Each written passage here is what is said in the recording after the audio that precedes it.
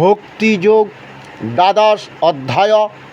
অর্জুনবাচ এবং শরতা যুক্ত্বা যে ভক্তস্তাং পর্যবাসতে যে চাপ্য খরম ব্যক্তং তেষাং কে যোগবিত্তমাম। শ্রীভগবানুবাচ মর্যাবেশ্য মন যে মাং নিত্যযুক্ত উপাসতে শ্রদ্ধায়া পরায়োপেতাস্তে তে যুক্ততমা মতা। যে তখর ম নির্দেশ্য ম ব্যক্তং পর্যুপাসতে সর্বত্র গম চিন্তঞ্চ কূটস্থম চলং ধ্রুবম সং নিয়মে ইন্দ্রিয় গ্রামং সর্বত্র সমবুদ্ধয় তে পাপ্নুবন্তি মার্জেব মামেব মামেব সর্বভূত হিতে রত। ক্লেশ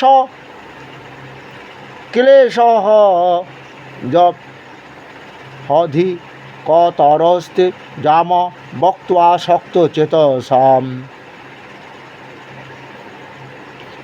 অব্যক্ত্বা হি গতি দুঃখং দেহোদ্বীরবাপ্যতে যেতু সর্ববাণী কর্মাণি ময়ি সংন্যস্বা মৎপরাৎ অনন্যে নৈব যোগেন মাং ধ্যায়ন্তোপাসতে তেষামহং সমুদর্তা মৃত্যু সংসার সাগরাৎ। ভবামি ন চিরাৎ পার্থ মর্যাব বেশিত চেতসাম মর্যব মন অধস্য মহি বুদ্ধিং নিবেশয় নিবশিষ্যসি মর্যব অতূর্ধ্বং ন সংশয় অথ চিত্তং সমাধাতুং ন শক্লসি ময়ি স্থিরম অভ্যাস যোগেন তত মামিচ্ছা অপ্তুং ধনঞ্জয় অভ্যাসোপ সমর্থ হসি মৎকর্ম পরম ভব মদর্থম অপি কর্মমানি কুর্বন সিদ্ধিম বাপ্স্যসি অথৈ তদপ্য শক্ত হসি কর্তুং মজ্জগ মাশ্রিত সর্বকর্মফলর ত্যাগং তত কুরু যত আত্মবান শ্রেয় হি জ্ঞানমাভাসাজ জ্ঞানার্ধনং বিশিষ্যতে ধ্যানাৎ কর্মফল ত্যাগস্ত্বা গচ্ছন্তি র অন্তরম। নির্মম নিরহংকর সম দুঃখ সুখ ক্ষমি সন্তুষ্ট রতং যোগী চতত্মা দৃঢ় নিশ্চয় মর্যাপিত মনোবুদ্ধি যো মদ্ভক্ত সমে প্রিয় যস্মান্ন দ্বিজতে লোকান্ন দ্বিজতে চ য হর্ষ অমর্ষা ভয় দেগৈ মুক্ত য সমে প্রিয় অনপেক্ষ শুচি দক্ষ উদাসীন গত ব্যথ সর্ব আরম্ভ পরিত্যাগী যো মদ্ভক্ত সমে প্রিয় যো ন হৃষ্যতি ন দেষ্টি ন শোচতি ন কাঙ্ক্ষতি শুভাশুভ পরিত্যাগী ভক্তিমান য স মে প্রিয়।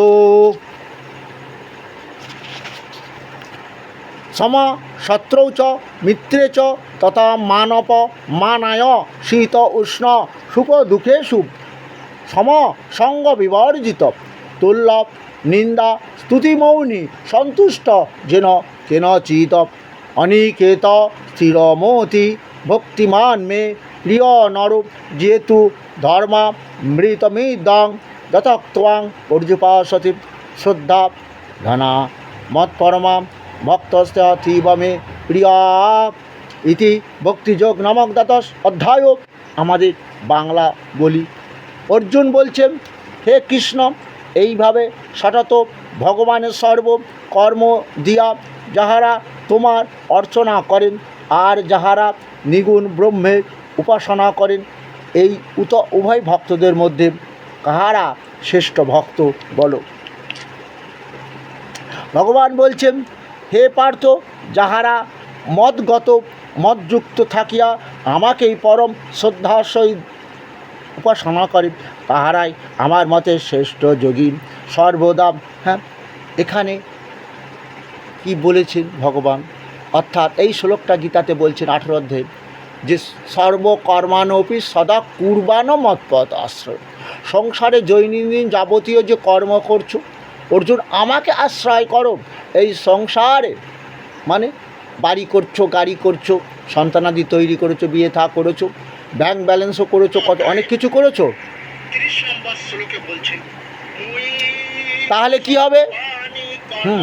তাহলে কি হবে? ভগবানের এই যে তোমরা ভক্ত হলে, সবই সংসারের যাবতীয় যে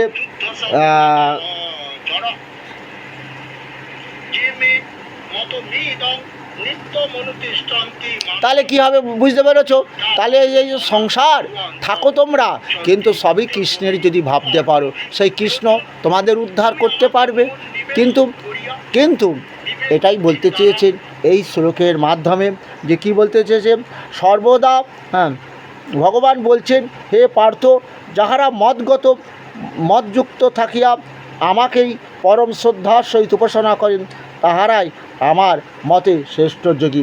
তাহলে আমার বাড়ি গাড়ি ধন দৌলত সবই আমার ভগবানের কৃষ্ণের কৃপাই হয়েছে। তাহলে সেই ব্যক্তি আগে উদ্ধার হবে, যেমন সুদামা হয়েছিল। সুদামা সেই যে ভগবানের ভজনা করত, এবং পরবর্তীকালে কৃষ্ণ ভগবান তার বাড়ি গাড়ি ধন দৌলত সবই দিল, কিন্তু তারপরে সেই সুদামা কিন্তু চরিত্র পাল্টায়নি, সে একই আছে, সে কৃষ্ণেরই দাস হয়ে আছে, বন্ধুর দাসই হয়ে আছে। সেই ছাড়া এ জীবন আমার মিথ্যা, সেই আমার কৃষ্ণই সবথেকে আপনজন। তারা আগে উদ্ধার হবে তো অর্জুন। কিন্তু যে যোগী, তারা যোগ সাধনা করছে, সংসার ত্যাগ করেছে, সংসারে মায়া মোহ ত্যাগ করে এসেছেন যোগ সাধনা করতে, তারাও আমাকে সহজে লাভ করতে পারে না। এ পথও খুব কঠিন পথ।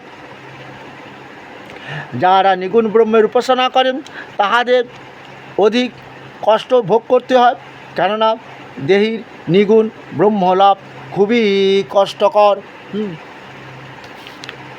কিন্তু যাহারা মতপরায়ণ হইয়া আমাতে সর্বকর্ম সমর্পণ করিয়া একমাত্র আমাকে ধ্যান করিতে করিতে আমার উপাসনা করেন, হে পার্থ, আমি কি করব তাদের এই মৃত্যুময় সংসার থেকে আগে উদ্ধার করে আমার বৈকুণ্ঠ লাভ করাবো? এ তো সংসারে আমার কিছু বলিনি, আমি বলে অহংকারও করিনি কখন, সবই কৃষ্ণের ভেবেছে।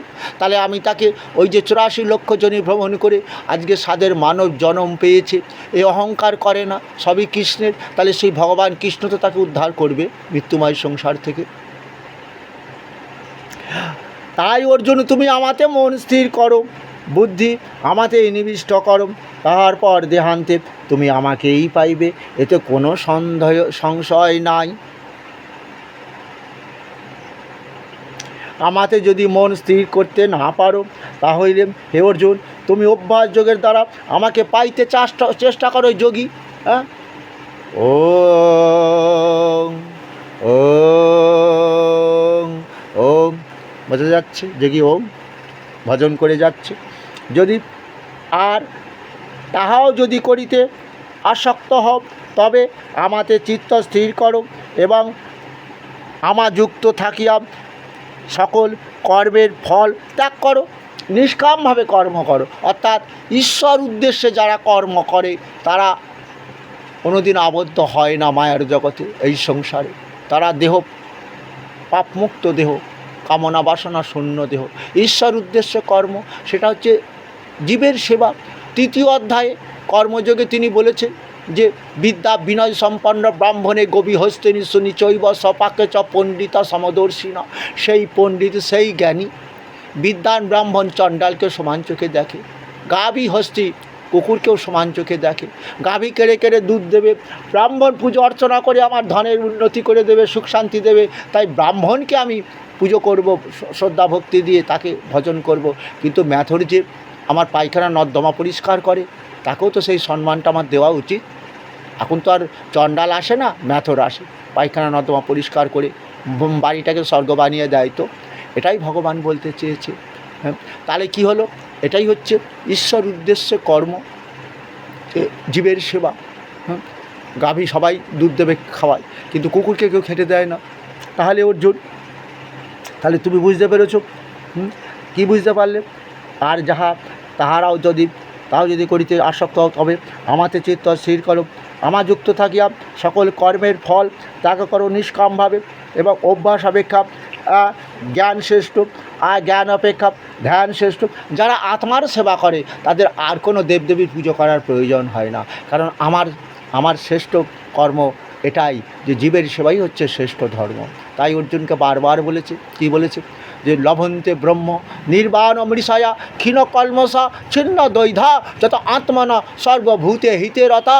সমস্ত ভূতের মধ্যে রয়েছে আমি আত্মারূপে। তাই সেই আত্মার যারা সেবা করবে দেহ পাপমুক্ত হয়ে যাবে এবং মৃত্যুর পরও তারা আমাকেই লাভ করবে।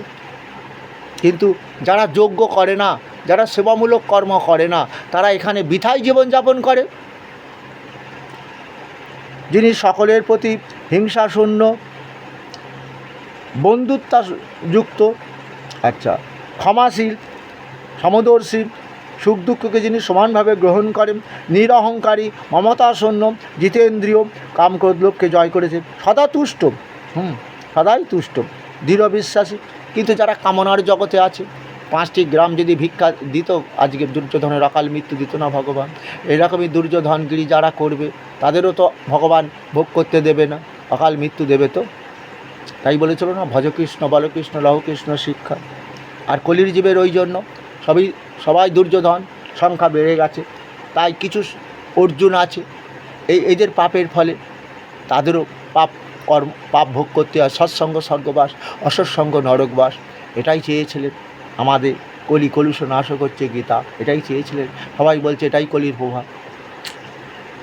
হে অর্জুন, যিনি কাহাকে উদ্বেগ দেন না, আবার কাহারও কোনো ব্যবহারে তিনি উদ্বেগ প্রকাশ করেন না, এবং যিনি আনন্দ, ক্রোধ, ভয়, উদ্বেগ শূন্য, তিনি আমার প্রিয়। যাহার কিছু আকাঙ্ক্ষা নাই, এমন পবিত্র, দক্ষ, উদাসীন, নিষ্প্রিয়, দুঃখহীন, যিনি কোনো বিষয়ে ব্যস্ত হন না,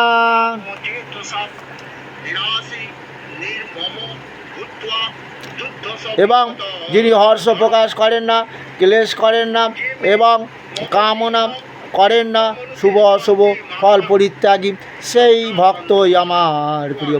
কারণ আমরা যে কর্ম করি সব কর্ম কি শুভ হয়? অশুভ মানে আমাদের মঙ্গল হয় না, আমাদের অমঙ্গলও তো হয়। তাহলে এই কথাগুলো ভাবতে হবে যে শুভ অশুভ, সংসারের সব কর্ম যে আমরা করি সেটা আমাদের সুখ দান করে না, সেটা শুভ নয়, অনেক অশুভ আছে, এটাকে মেনে নিতে হবে। এটাই হচ্ছে ভগবানের ভক্ত হতে গেলে হতে হবে আমার ভক্ত, আমার প্রতি ভক্তিমান, এবং যে ব্যক্তি শত্রু মিত্রের সমান ভাব, মানে অপমানে সমান, কেউ তাকে মান দিচ্ছে, কেউ তাকে অপমান করছে, সে চিন্তা করে না। আমার প্রতি বিশ্বাস, আমাকে আশ্রয় করেছে, সংসার করছে, শীত গ্রীষ্ম যে সমানভাবে গ্রহণ করে,